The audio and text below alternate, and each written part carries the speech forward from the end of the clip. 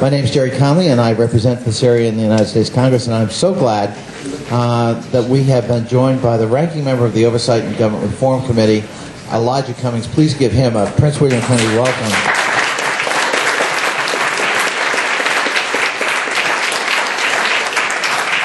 Elijah has been a champion on so many important causes, and certainly this not least among them, making sure that everybody has the right to vote and everyone gets a chance to exercise that right without impediments. And so, without further ado, let me defer to the ranking member of the Oversight and Government Reform Committee, my friend, the Congressman from Maryland, Elijah Cummings. Thank you very much, Congressman. Good morning, everyone. We can do better than that. Good morning, everyone. Good morning. I want to thank Congressman Connolly for hosting this very important forum today to examine the challenges voters faced in Virginia and around the country on Election Day. I'm reminded of my paternal great-great-grandfather, Mississippi Rain, in the South Carolina in the South Carolina of 1868. He came out of slavery and after overcoming tremendous hardships and life-threatening dangers to register to vote. That was back in 1868. And here we are in the year 2013, still fighting for the right to vote for all Americans and have those votes counted. Everyone who loves this country and our democratic system has a critical interest in the outcome of this struggle. Each and every one of us has a personal stake in this fight. I've said it over and over again. It does not matter to me whether a person is Republican, Democrat, Green Party, Independent. I will fight for their right to vote. This past election cycle, we saw a new wave of efforts to suppress the vote. Some try to act like that's not what it is, but all of us, anybody with a little bit of common sense, can figure it out. We saw racially motivated efforts to cut back on early voting. We saw politically motivated campaigns to challenge thousands of legitimate voters from registering and casting their ballots. Ladies and gentlemen, this is America.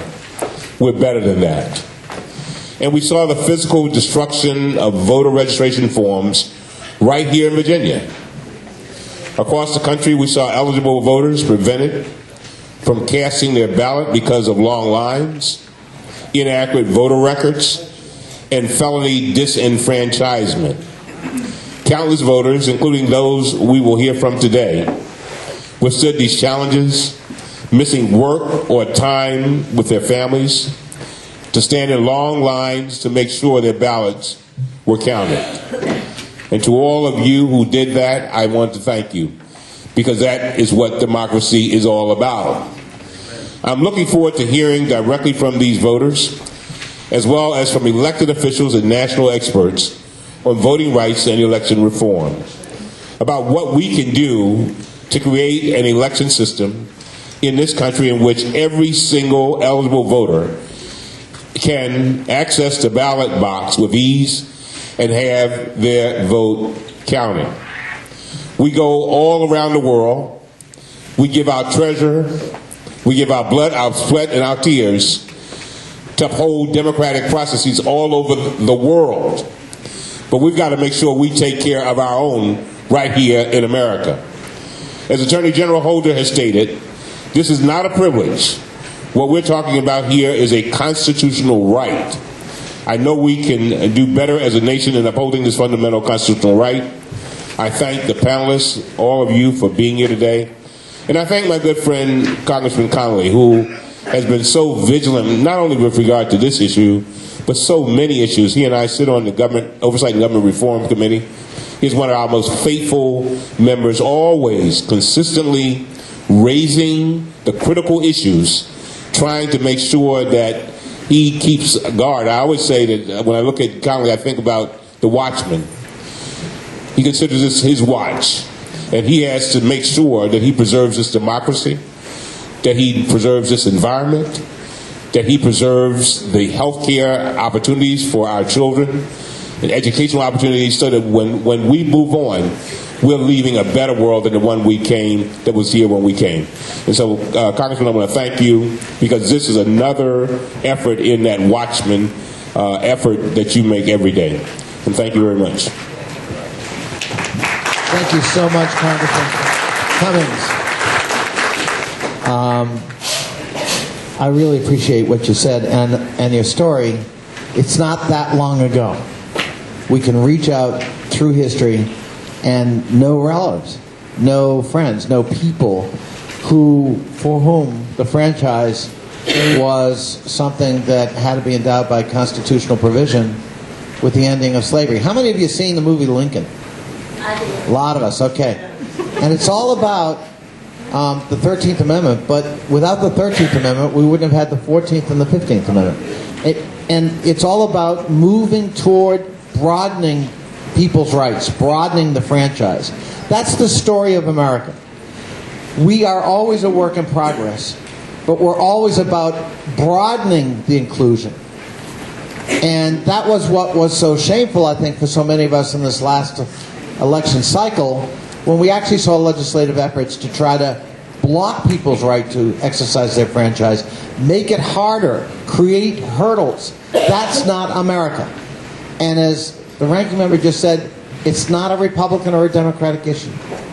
The party of Lincoln championed the rights of so many more people to be able to vote after the end of slavery.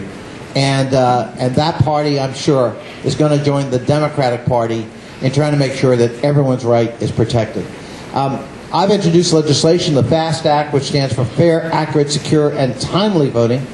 And it has some really simple provisions to try to standardize federal elections in the United States. And that includes early voting on a minimum of at least 9 days prior to the election without excuse. Here in Virginia, you're not allowed to call it early voting. There were some precincts where if you actually asked for an early ballot, you were told we don't have that, you can go home. We have absentee in-person voting. Why would any state, especially a state with a conservative reputation like Virginia, care why you want an early ballot? Why is it the state's business at all? If you want to vote early, that ought to be your right. And it ought to be standardized all across the United States to help take pressure off the November election date and to make it easier for you to vote. So no excuse, early voting, assistance, of course, standardized assistance with disabilities, including visual impairment, access to absentee voting for armed services, better training of election officials, making sure we've got a backup system for machines. Here in Prince William County, we have no reserve machines. So if a machine goes down in your precinct, you're out of luck, the line gets longer. And that ought not to be acceptable. And so we would provide federal funds for that training and for those machines and for backups to try to take the pressure off voting lines. What gave rise to today's forum, especially here in Prince William County, Mr. Cummings, was my own experience in a number of precincts, especially one called River Oaks. It's a minority-majority precinct. And we had 4 and 5 hour lines because there were not enough machines. And we had like 600 people vote early, that is to say absentee in person. And that left about 4,600 people who were going to vote or could vote on election day. And it looked to me when I went down there like they were all going to vote on election day. But it was cold outside on election day, and it was going to get real colder when the sun went down. Many people brought their kids because daycare became a consideration and so forth. And what was heartening, Mr. Cummings, was they knew the history you just talked about, and they were not going to be denied their right to vote.